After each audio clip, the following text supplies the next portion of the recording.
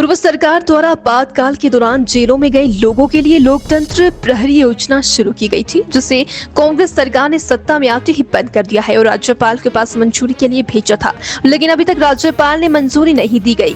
वहीं लोक निर्माण मंत्री विक्रमादित्य सिंह ने राज्यपाल से जल्द मंजूरी मिलने की उम्मीद जताई है और साथ ही भाजपा पर भी इसको लेकर निशाना साधा। उन्होंने कहा कि इस योजना के तहत ऐसे लोगों को सम्मान राशि दी जा रही थी जो हर साल करोड़ों की ITR भर रहे हैं और यह स्वतंत्र सेनानी नहीं थे और न ही आजादी के लिए इनका कोई योगदान था। ये केवल इमरजेंसी के समय कानून व्यवस्था को नियंत्रण करने के लिए इन लोगों को जेल में डाला गया था और भाजपा नेताओं की स्वतंत्रता सेनानी के साथ तुलना करने का प्रयास कर रही है।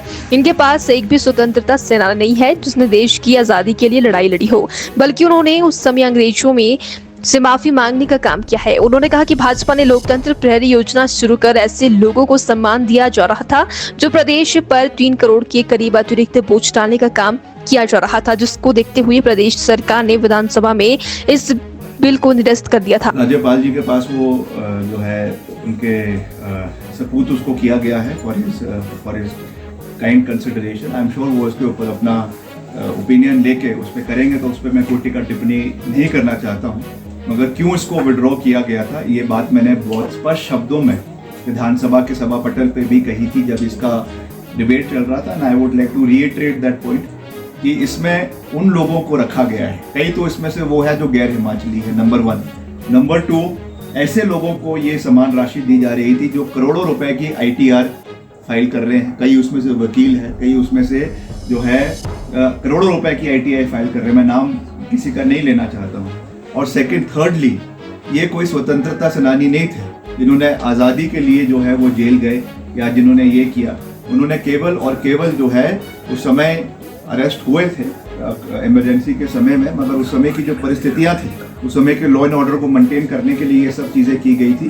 तो इसको आप स्वतंत्रता सेनानियों से जो तुलना करने का प्रयास भाजपा कर रही थी, क्योंकि इनके पास स्वतंत्रता सेनानी जैसे तो कोई नेता है नहीं।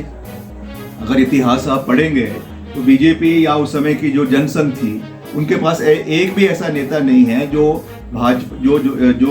अंग्रेजों के खिलाफ लड़ा हो। हालांकि उन्होंने तो जो है हल्फनामा दायर कर अंग्रेज शासक से माफी मांगी हुई है। It is on record. मैंने तो विधानसभा के अंदर कहा था कि उस समय की जो हमारे बहुत ही प्रसिद्ध लेखक है बिपिन चंद्र, उन्होंने जो है मॉडर्न इंडिया के ऊपर किताब लिखी हुई है, उसमें ये सब चीजों का विवरण दिया हुआ है। तो हमने ये कहा कि उनको आप स्वतंत्रता सेनानियों से जो कंपेयर कर रहे हैं, दैट इज अनफॉर्चुनेट, और इसलिए इसको सरकार ने विड्रॉ किया है। और जो आर्थिक परिस्थिति प्रदेश की है उसको मद्देनजर रखते हुए भी 3 करोड़ रुपए, 3.5 करोड़ रुपए का जो एक एडिशनल बोझ सरकार के ऊपर पड़ रहा था, वो मैं समझता हूं कि आज की कंडीशंस में बिल्कुल भी वाजिब नहीं है।